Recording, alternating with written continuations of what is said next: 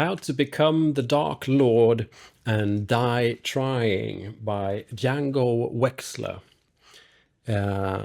This is a humoristic book, an adventurous book, and a funny book. It's fantasy, once more, very much fantasy, kind of a... the setting would, feels kind of inspired by very fantasy like World of Warcraft or something like that, the very sort of computer game fantasy. And it's kind of takes the piss out of fantasy, which is so much fun. I'll just read the back for you. Davi has done this all before. She tried to be the hero and take down the all-powerful Dark Lord. 100 times she's rallied humanity and made the final charge. But the time loop always gets her in the end. Sometimes she's killed quickly, sometimes it takes a while, but she's been defeated every time. This time, she's done being the hero and done being stuck in this endless time loop. If the Dark Lord always wins, then maybe that's who she needs to be. It's Davi's turn to play on the winning side. So essentially we've got this kind of hero character. She's maybe a bit of an anti-hero, but with a soft heart. And she's...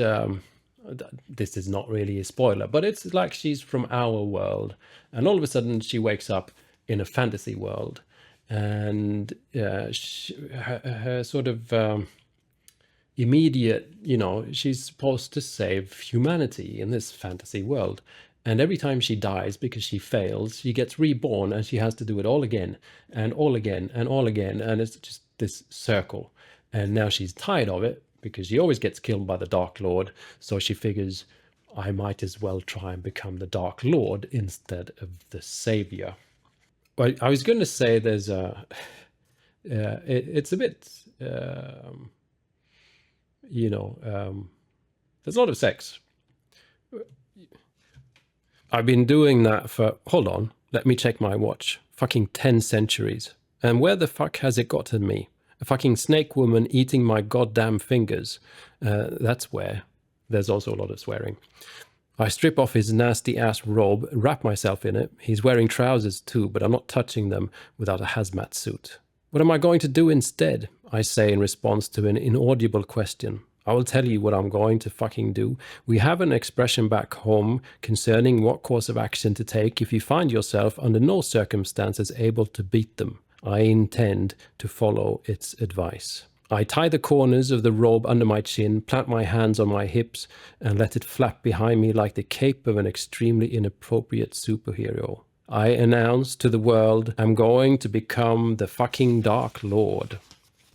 That was just the first little prelude. We've got a map which looks great. It's like, it's fantasy, so it's got a map, but it's very kind of like taking the piss out of a fantasy map. Contents warning. Thanks to her unique, fantastic circumstances, Davi speaks casual of self-harm and suicide. In real life, however, there are no time loops and no healing spells. If you struggle with thoughts of this nature, visit blog.opencounseling.com/suicide hotlines to find help in your area. This book contains frank discussions of sexual assault. There you go. He said it. I pass it on. Life 237. It takes me 2 weeks to die, locked in my own dungeon.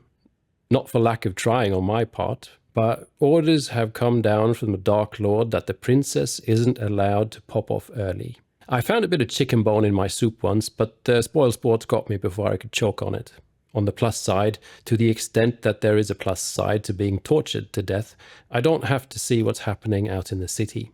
I assume it's bad. It's usually bad. If I could go into therapy and unload half of the shit I've seen, Dr. Freud would take a running leap out the nearest window. So not having to actually watch it is kind of a relief.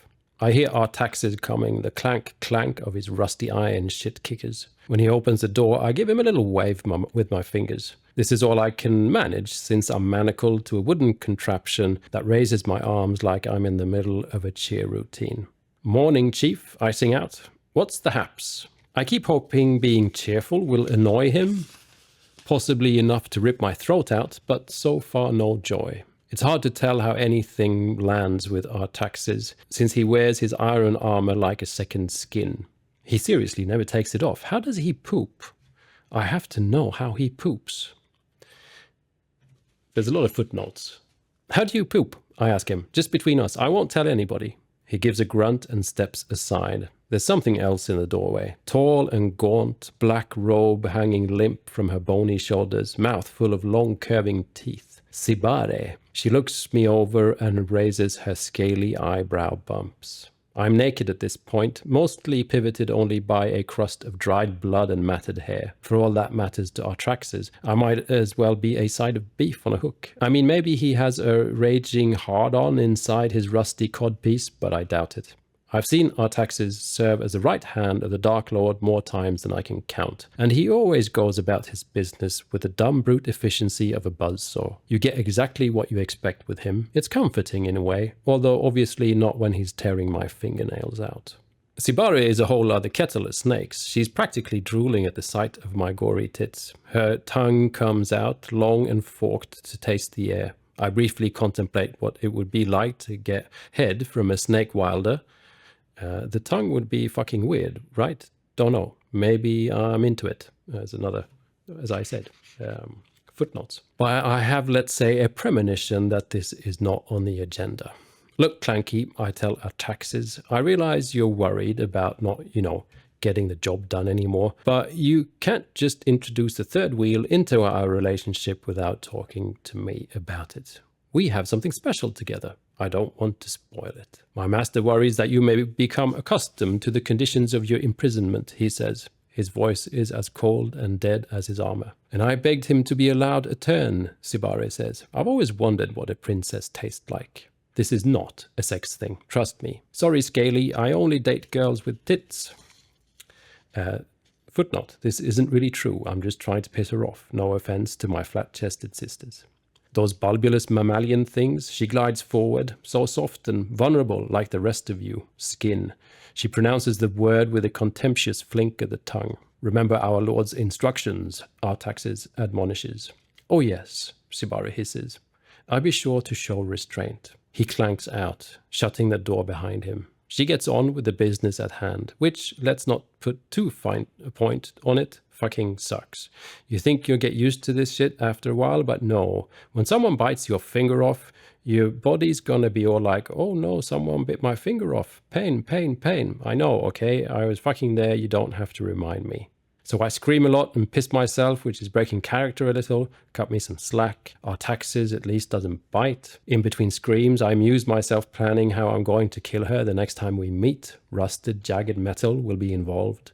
There may be like a little corkscrew bit on the end, possibly some kind of barbed flanges. I use my imagination. Eventually I pass out, thank God. When I wake up, there's a teenage girl in the uniform of the palace healers, the glow of green thormite leaking between the clenched fingers of her shaking hand. A small pool of vomit by the door marks where she lost her lunch at the sight of me. I wonder what the Wildles have threatened her with. She grows back most of my missing bits, but leaves me with a few open wounds just for shit and giggles.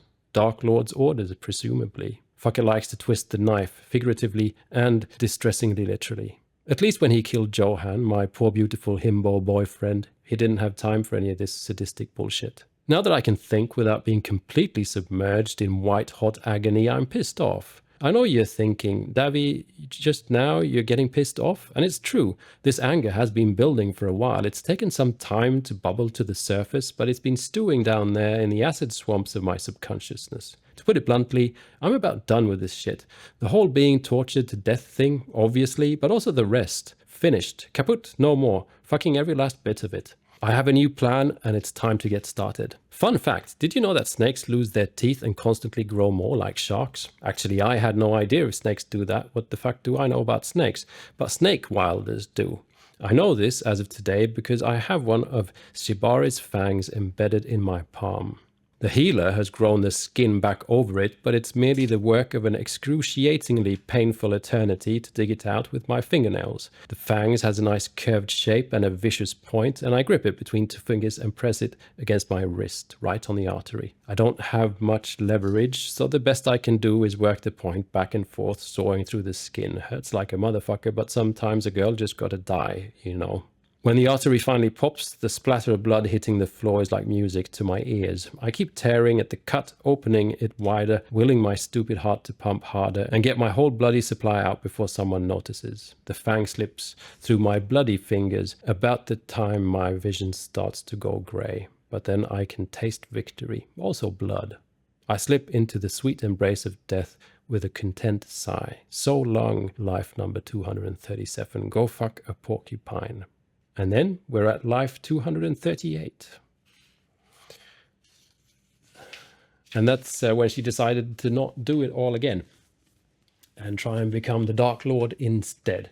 Now, I have to admit, at first I was thinking, like, this Django fella is a bit of a perv, right?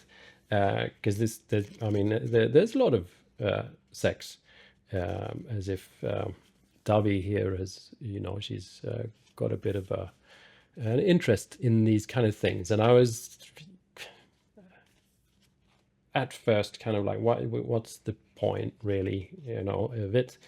And then I realized, at least for me, it's because he makes fun of fantasy in this, in a way, of Tolkien and all this kind of stuff.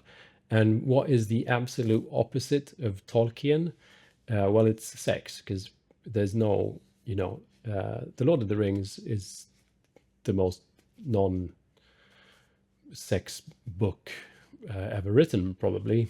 And this is kind of the obvious, which makes it, that part of things, fun. But the rest is also, it's a great book. It's well written. It's fun. You know, this kind of reappearing storyline, redoing things, trying to become the Dark Lord. And she's actually a kind of a nice girl, you know, because she needs to become the Dark Lord, but that provides some decisions that maybe doesn't suit a Dark Lord or not, if you see what I mean. I'm kind of mumbling here, but I think this book is a lot of fun. I think if you come from a sort of kind of that computer game world a little bit, you'll have quite a bit of fun with this if you played a lot of World of Warcraft, but also if you're reading a lot of fantasy and you go like, I'd just like to read something different, you know, read something where the orphan boy doesn't have to hang out with as the wizard apprentice to then realize he can do magic and start saving the world. Well, this is kind of the opposite, and I really like it. Unless you're a bit prude, and then you know, you might start sweating a bit when you read it.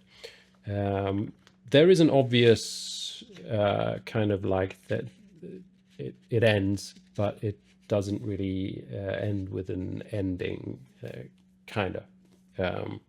So, you know, if you read it and you like it, you probably will have to go buy more books, because it's obvious that there's, you know, a continuation of this.